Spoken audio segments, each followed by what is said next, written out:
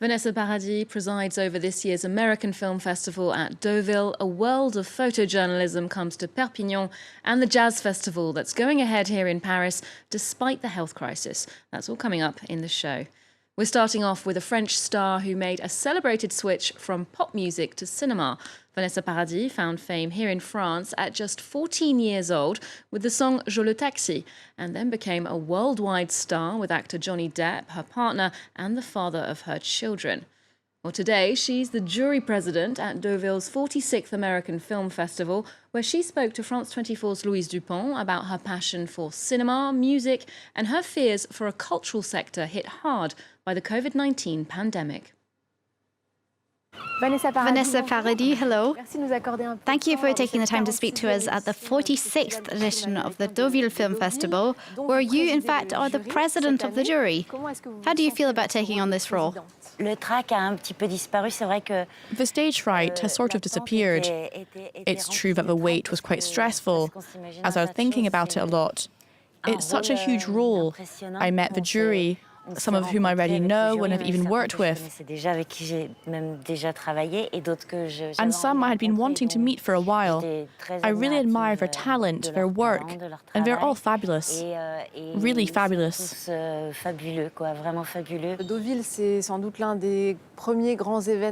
is one of the first big events to take place in France since the start of the health crisis.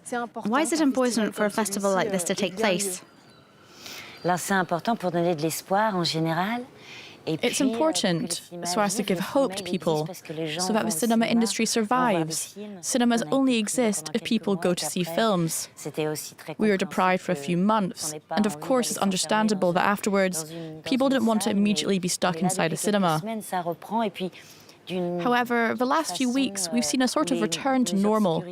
In any case, we are respecting social distancing measures. We're all wearing masks in a cinema, sitting far enough away from each other. And so everything is fine, and we even forget we are wearing a mask as we are so engrossed in the universe of a film. It's so refreshing, because we really need art and culture to live, to dream, to feel better, to get through our day.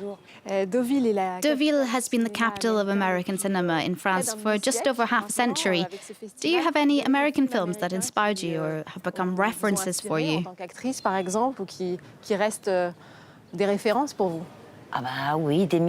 Oh yes, heaps. My references are films I loved as a child, because we keep our childhood memories forever. They're not necessarily independent films, but more like big studio films, MGM, and musicals. They were really my first cinematic loves, and I cherish them to this day. Aside from that, all the big directors who started with small independent films, like Coppola, Scorsese, Paul Thomas Anderson, and of course Tarantino. For example, I think it was 2 years ago when the film The Lighthouse showed here. I saw it last year, and I thought it was incredible. From Little Miss Sunshine to Juno, these are films that move me as much as a blockbuster. It shows that all you need is a love of cinema and talent to make people dream, and not necessarily a big budget.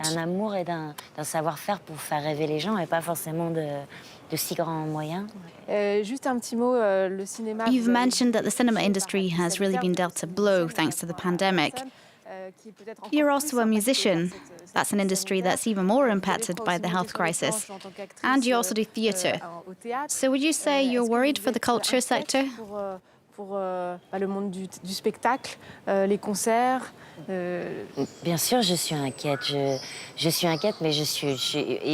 Yes, of course I'm worried.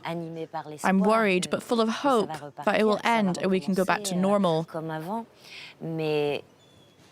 What worries me is that there are still theatres that are shut. The production of concert tours are on hold. So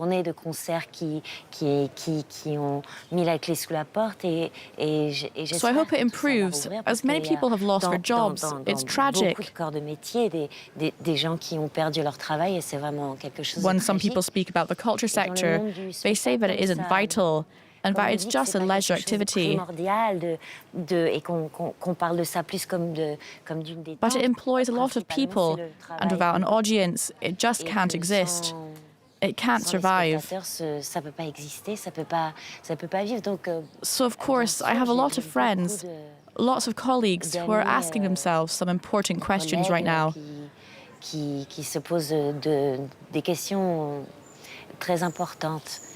We will need a lot of solidarity to help each other. And so that shows can go on and that live performances can, well, live. Merci beaucoup. Thanks a lot, Vanessa Paradis, and enjoy the rest of the festival.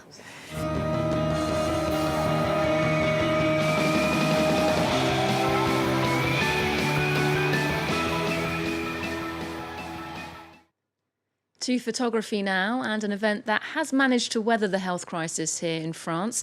Visa pour l'Image has long brought the great and the good of photojournalism to the southwestern city of Perpignan.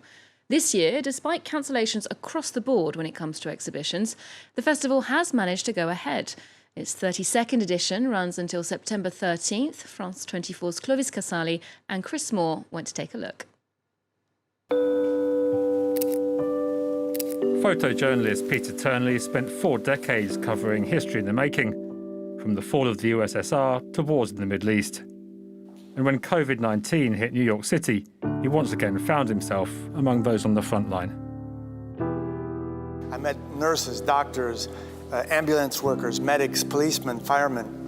And all of these people showed me an incredible dimension of humanity. When I see the public that is visiting this exhibition, and I can see that they are being touched by the emotion, this is very touching and very satisfying for me. Peter formed a close bond with Mike, a firefighter who asked him to photograph the funeral of a colleague who'd succumbed to the coronavirus. I said, Mike, I have to ask you something. I said, you know, I'm terrified like everyone else of this COVID, and I don't know what I would do if something happens to me. If I get sick, could you guide me to the right place? And Mike said on the phone, he said, Peter, I want you to know that from this moment on, you're a member of our family and we will take care of you. Well, I couldn't have heard words that were more honorable than those. The health crisis has meant many overseas photographers have been unable to travel to this year's edition of Visa pour l'Image, but its focus remains resolutely international. It's called 100 Days of Saura. It's a word that protesters themselves use to describe what's been happening in Iraq. The Iraqi society was, tired after all these conflicts and was a bit, saying a bit, it's not gonna change, there's no hope. And now you have people rising, you have people saying, no, maybe there is hope, maybe we can fight for a better future. Yeah, it's actually great.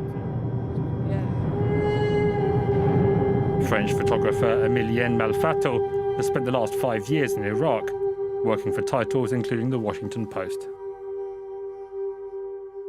It's really important for me to have a nice light, to have, not to have this kind of vertical, very, very, very ugly light. A picture should make you think, it should move you in your gut, and it should also be as aesthetic as possible. Mixing the aesthetic and the journalistic, Visa pour l'Image helps shine a light on corners of the world that are often overlooked. Open-air exhibitions and social distancing when looking at works of art is one thing, but live performances are a very different sort of challenge in a time of coronavirus. That challenge has been insurmountable for all but a couple of music festivals this summer. One major event has managed to go ahead, though, the Jazz at la Villette festival here in Paris, which had enough time to rethink its organisation for its September start. Here's more from Vincent Anglade on how they did that.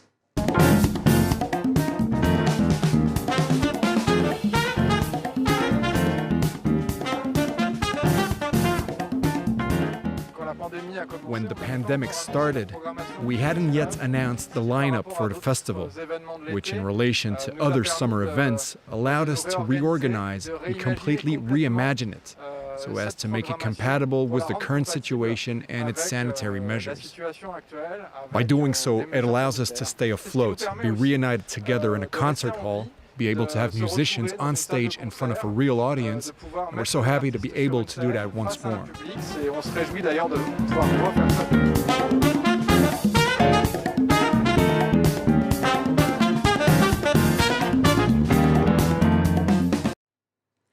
And as its organiser implied there, the show must go on for Jazz à la Villette, and we'll leave you with a taste of some of the music on offer from headliner Fatoumata Diawara. The Malian singer has teamed up with group Disclosure for this track called Douha. Take a listen. Otherwise, remember you can get more arts and culture on our website and on our social media channels too. There's more news coming up on France 24 just after this.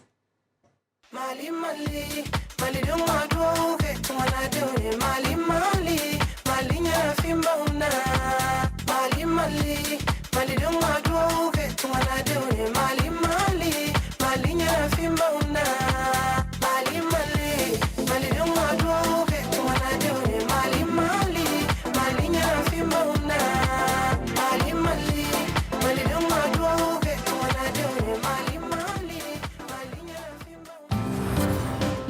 The world is ever changing. The news doesn't wait. That's why at France 24, we'll always be there to help make sense of world events. For the best international coverage, 24 hours a day, no matter what, France 24 is with you everywhere, all the time. Liberté, égalité, actualité.